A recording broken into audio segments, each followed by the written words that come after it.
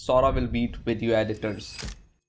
Few days back, I was traveling with my family and I saw this trend starting on social media about this new AI tool called Sora. Everyone was talking about this tool, that this tool will beat video editors and animators. I know you have already seen a lot of videos and articles on this new AI tool called Sora. But in this video, we are going to talk about this tool and see if this tool can really beat video editors or not. So let's start the video. As you all know that this tool is made by OpenAI. It is the same company behind ChatGPT. This new tool Sora is a text to video generating tool just like ChatGPT. It is easy. You need to give it a prompt and it will generate a video for you. Here's the twist. It will generate a video for you based on your prompt, but it will not edit a video for you. So how can you think this tool will beat video editors? This is just a software to generate random videos based on prompt. This tool is just a video generator and I don't know why people are bragging about this tool that it will beat video editors and animators. Video editing is just a whole different game. It is not just adding some cool stock videos or animated scenes. I mean, this tool is good for generating stock videos, but for editing, a big no. It is the same trend going on social media just like ChatGPT. I'm sure you all know this. A few years back when ChatGPT came out,